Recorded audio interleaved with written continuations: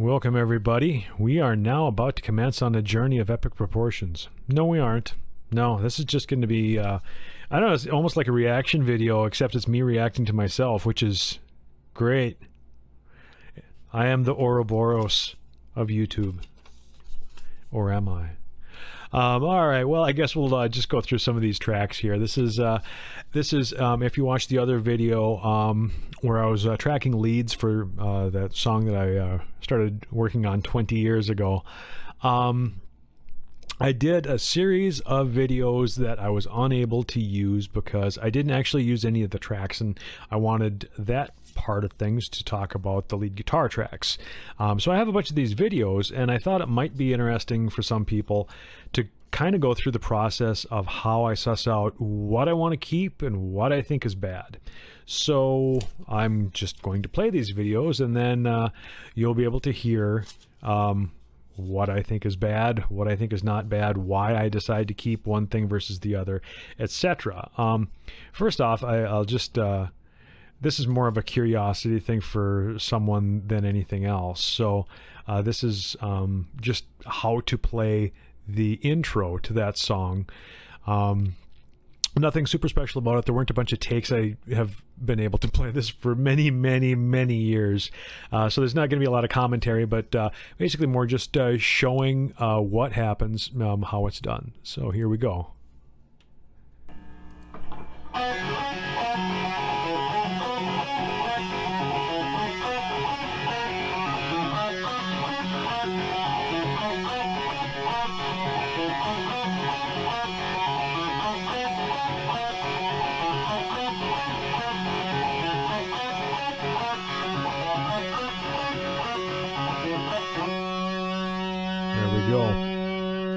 I do it a couple of more times. It really doesn't change. It's exactly the same every time. That's the end of that take, and that's really enough of that. It's fairly self-explanatory. If you want a walkthrough of how to play that, I'm happy to do a video on that.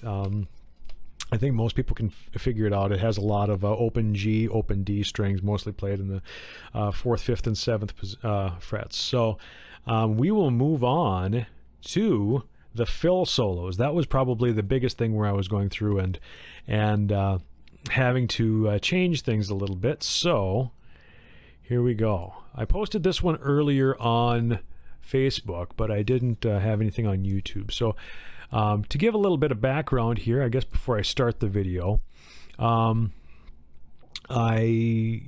envisioned this as being two little fill solos. This section didn't previously have any sort of a solo thing there. So I envisioned it as being one that was more sort of aggressive, kind of blues based, and the other one being a little bit more notey. To sort of give a shorthand version for myself, I called it what Johnny Blues meets Mr. Fancy Pants. So that's kind of that's kind of how I approach it. So first one, I'm Johnny Blues. Johnny Blues knows what's going on. Johnny Blues has it dialed in because Johnny Blues has a really simple part. Mr. Fancy Pants doesn't have a clue. Mr. Fancy Pants just keeps throwing notes at it, but there's nothing really too serious about this. One performance note too that I would like to point out, and I'd mentioned it on the rhythm guitar video too, because I did this the same day as that. If you don't get adequate sleep the night before you're going to be tracking parts that you don't really have 100% dialed in where you know what you're doing, you're going to have problems, because it also affects dexterity. If I don't get ample sleep, I have to warm up more just to get this hand and this hand connected.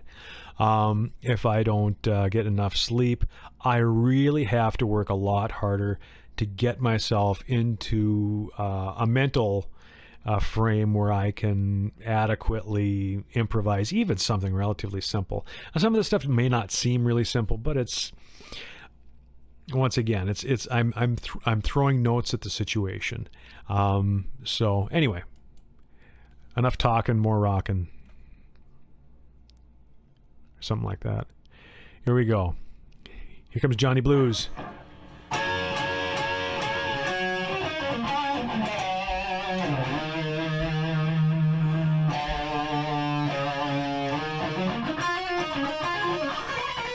Okay, so... And then I bend things out of tune when I'm irritated with what I just did. So the first bluesy bit was good. The second notey bit started out okay with the arpeggio, but then it got too busy. Let's see if I do better this time.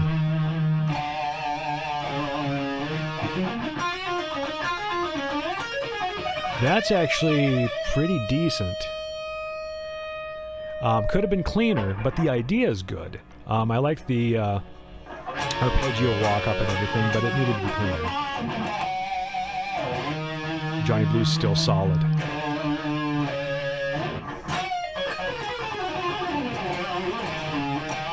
Okay, I didn't like that because it's basically which, okay, yeah, it's fast. Who cares? Still the same. What's gonna happen here?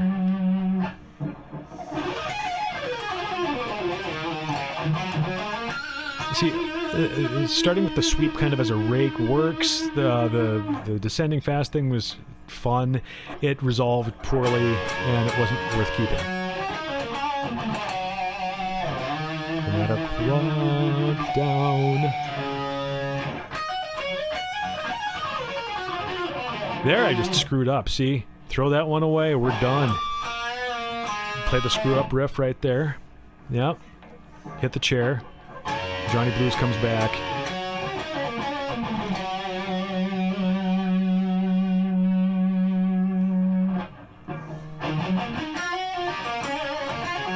You started off too slow, Travis. You started off too slow, and then you did to try and finish in time. That didn't work. That didn't work.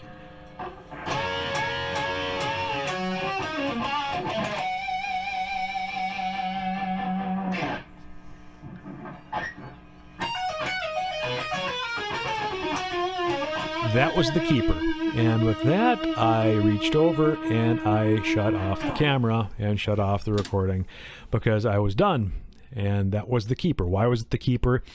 Because it was fancy enough to be different from the blues thing without being just a jumble of notes that happen to be in tune, which is great, but it's not really very interesting. Really, it's not. It's not. Once you can do a fast thing, you don't care anymore. Fast for its own sake only matters when you can't do it. Once you can do it, you don't care. You shouldn't care, because it's really... Anyone can do something quickly. Most anyone, anyway. I mean, like, you can play something dumb really fast, and it's still dumb. So it doesn't matter. So it has to be good. Fast isn't necessarily good. Good isn't necessarily fast. It has to have some sort of an interesting idea behind it, or else I'm just going... Who cares? Go practice at home. There we are. Okay, that's my diatribe on that. So anyway, so now you know how I picked through that and how basically I did something I liked and I just stopped. Just stopped right there. That's the keeper. That's the one I want. Now, as I mentioned before, I'm not actually using any of this. The levels were too low to really use because I wasn't paying enough attention to the recording because once again, I hadn't gotten enough sleep the night before. And so there we go. So I wound up re-recording the whole thing anyway. I didn't use that take at all. I didn't replay that take at all. I did something different again that still worked. I probably am going to catalog that little descending lick though, that with the little two-string arpeggios, because that was kind of neat, and I like the way that there was, hit the little blues note in there as I was going on. I like it. I still like it. I didn't use it, but I like it, so I'll probably revisit it at some point in some other context somewhere else. That's how you wind up developing a vocabulary on the instrument, is by doing things like that. So, anyway, I have an entire another video of fill solos that I'm not going to cover on this because I'm really tired of Johnny Blues. That's why Johnny Blues didn't play twice, because gets old after a while, and it's really old for me now. All right, so I'll move back to a normal voice here. What else do we have? We have the solos. Now, as I mentioned in that solo video, I improvised this solo a number of times, and then basically I wound up just playing it the same a bunch. So that's what the solo wound up being. So it's like I improvised, I like that, I like that, I like that, and just it just kind of formed into shape, I guess you could say, just through repetition. And so then I had something that I was used to, and then I just practiced it. Why did I practice it? Especially why did I practice it? Because I have a harmony at the end. And if you don't practice these things, you may think that you're going to have some natural genius shine through when you record, and you won't. And then you'll have some wonky crap harmony at the end of your dumb solo, and then you're going to have to edit it, or you're going to have to re-practice it, or something like that.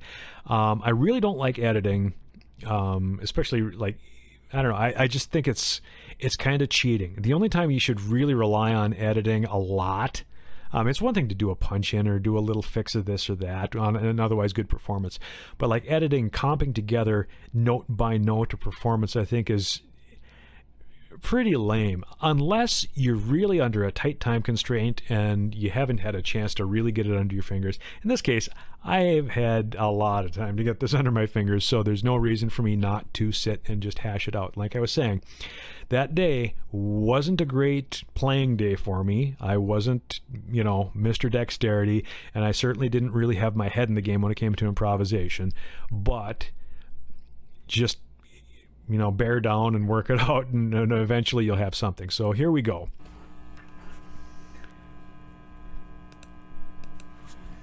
And as I noted on the other video, you can hear the string. This is a different guitar that I actually recorded the final solo with, but you can hear on that part, I have a tendency to drive the string into the fretboard.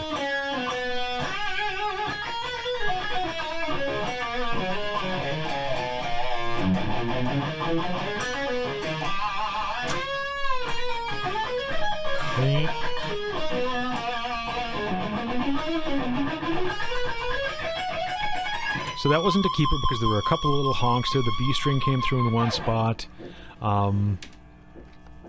There was another little honk part, and there was one note that didn't resolve well. So I went after it again and decided not to play that note.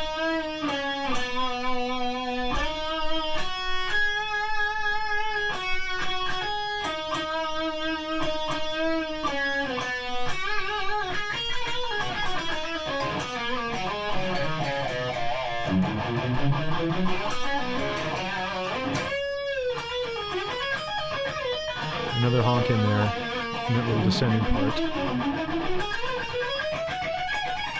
And they got a little squishy there in the end with the alternate picking. So I knew that wasn't going to harmonize great, and I really didn't like that little honk where I had an open string ring through. So we start over again.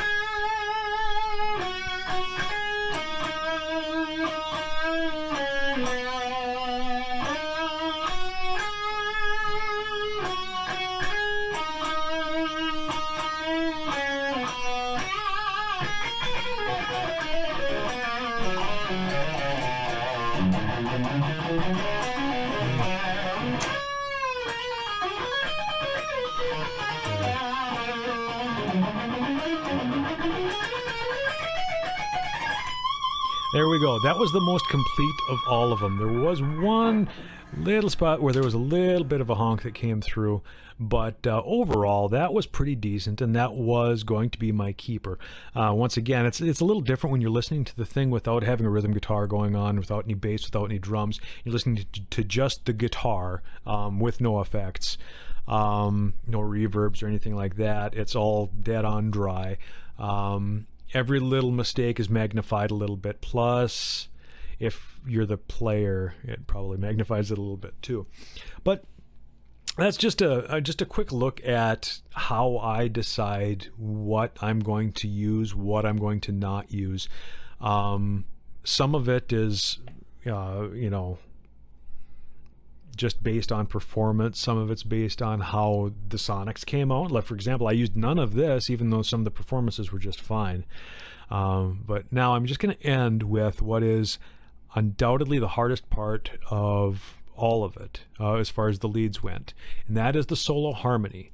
Because while I'd recorded the solo a whole bunch of times, the harmony I practiced, and it's kind of tougher because the solo, you're going for the primary performance. The harmony needs to match with the solo. And if those don't sync up right, once again, you're busy sitting there editing stuff together, and you know my opinion. So here we go. We have a few takes of this thing. And it just starts with that climb, you can see. There's a little sloppy ascent there at the end, so that necessarily needed to be replayed.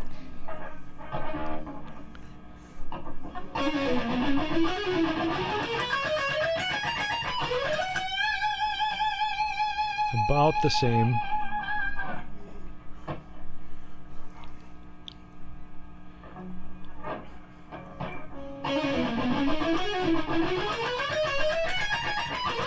That was worse. Actually worse than the first two.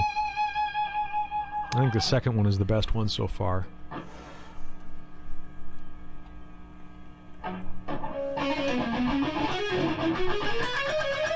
That was bad. No, that's completely unusable. So I think... One more. There we are, one more. Called it like Babe Ruth.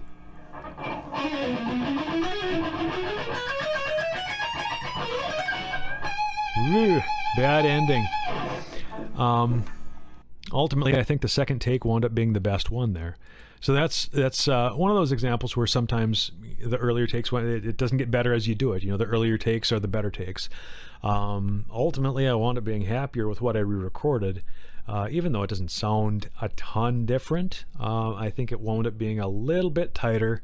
And that's just how it goes. So what are our takeaways on this? 1, get enough sleep. 2, practice. Don't just practice playing the instrument, practice the actual parts that you're going to be recording, because that'll be important, because then even if you didn't get enough sleep, you can still work your way through it. 3, improvisation isn't necessarily a natural thing that works extremely well all the time. Sometimes you improvise and it's in key, but it's crap, or sometimes you improvise and it's in key and it's so-so. So you can't necessarily rely on that. You need to build up a good bed of background in order to be able to improvise on something very well. And another one would be don't let perfect be the enemy of good enough. Any of those solos that I can pick the nits out of any solo I've ever played, and especially if you're listening to the thing without any other tracks around it. You have to think about this stuff in context. Sometimes you'll have something in context where it works just incredibly well. Outside of the context, maybe it's a little messy, maybe there's a sloppy note. But sometimes, sometimes those notes that you accidentally cram into the frets with your pick when you're picking it, sometimes that oscillates in a certain way and it causes a certain thing to happen where the note does something just amazing, and you can't even replicate it. I've had that happen, a number of times. It certainly happened live, where you're playing something and you hit a note, and for some reason it just articulates itself through the amp in a way that you would never have imagined.